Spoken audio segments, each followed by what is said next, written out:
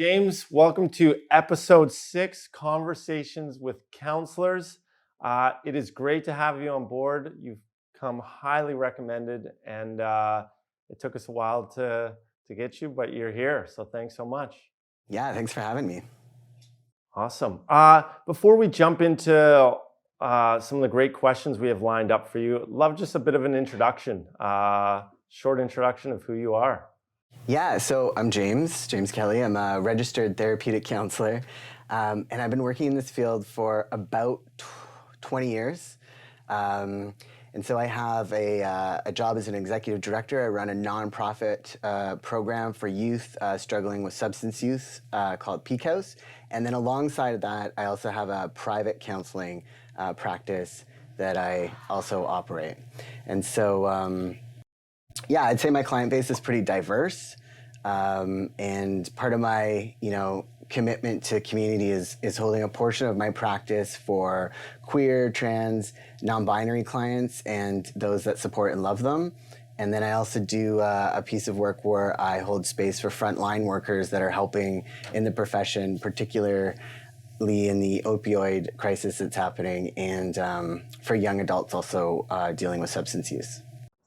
Amazing. Yeah, that's so great. We talked when we first got on a call together to chat, we talked about that and just how even during this time to hold space for, emergency situations or when people really, really need that support, because it is a busy time for counselors. We'll probably get into that a bit more, but that's really great that you do that and hold that space for that, for especially around this time. We're gonna jump into what's our personality question. It's just a fun personality question for anyone watching this to learn a bit more about you. And that is, what is one interesting thing or passion that you like that most people wouldn't know about? Yeah, probably quite a few things. I have a pretty varied group of interests, but I would say that most people that know me know that I love traveling. I love the experience of traveling and what I take away from it. It absolutely makes me a better person every time. Unless you've actually been traveling with me, what you probably don't know is that I befriend every animal that I can find, and this takes up a large portion of my travel is purchasing dog food and befriending street dogs and other animals along my travels. So it's like a double-edged sword going traveling with me. That's amazing. I think that's our best answer we've ever. Where's James? Oh, don't worry about him. He's fine. He's taken care of. He'll be there for a while. Let's just go. He'll catch up.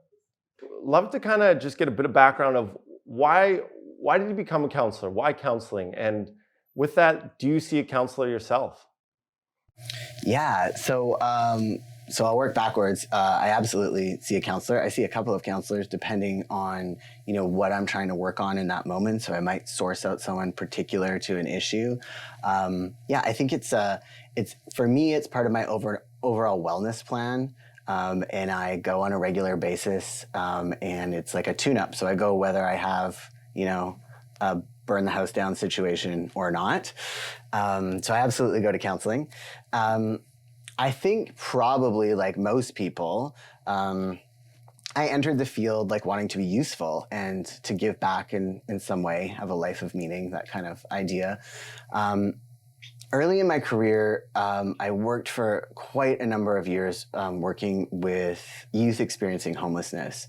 And that work was just an incredible opportunity for me in terms of personal and professional growth. And it really solidified my commitment to the field.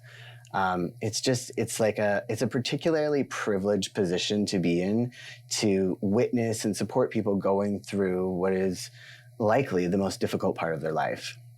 And so I find that my private practice is really similar in the way that, people don't usually seek help until things have sort of gone off the rails. So to be able to really see people in that moment, reflect their worth and their resilience back to them, and be able to support them in their change process, it's just this really beautiful point of connection to be able to be a part of. Yeah, no, for sure. I always say you'll never, going to see a counselor, whether you're at your best or your worst and everywhere in between, it'll never be a bad experience. it'll benefit you, or that's, that's the hope in most scenarios. It'll always benefit you. And so even to have that relationship already established, when we never know when we may fall down. We never know what external situation is going to happen in our life, family member or personal thing. So when we fall down, we already have that relationship built. I can already, if you were my counselor, I can already reach out to you and say, James, I'm really struggling, and we've already built that relationship. We already have that rapport. Yeah, absolutely. And then the next piece is, it's not always just about when we fall down. We can be standing tall and be ready to take on a piece of work that's been, lingering in the background that maybe we haven't had the strength or the capacity or the ability to take on. But when we're standing tall, it's still an opportunity for self-exploration and growth. So we don't have to just prep for when everything falls to shit.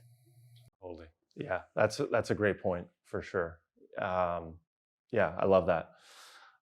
So given everything that's going on right now, with the environment that we're in, where loneliness is a big thing at the moment. And so I'd love to just touch on and get your thoughts on, people struggling with loneliness and isolation right now, but specifically marginalized communities who've maybe lost their community during this time. Some of the things that some of the clients that I've been working with have found really useful is writing down 3 things that help when they're feeling low, and just pick one, and don't overcomplicate it. Don't make a list of 40 things. Don't make them super lofty, but things like call someone you love, reach out on the internet to a chat group or a support, for instance, join a Zoom class. There's lots of free Zoom classes right now where there's other people also on that Zoom, and do something that brings you pleasure. There's a lot of talk right now about pleasure activism. I'm all for this. Do the thing, whatever it is, that brings you some pleasure. It helps to reset that mind. And keep in mind that, everything is always changing, including this moment and this moment of feeling isolated and this moment of feeling lonely. And then, of course, if you have access to it, talk to your mental health supports. Yeah, that's great, James. I think for a lot of us not even realize how important community was until community is taken away, really, until it's restricted, and just that. And so what do you do to still, during these times, during these restrictions, how do you still reach out and find that community and find the ways that you can feel good? And I think you just touched on some amazing points there. And it's just, but it's so easy sometimes just to withdraw and just to not take that action step forward. So yeah, thanks for that. Thank you for that. That's great, James.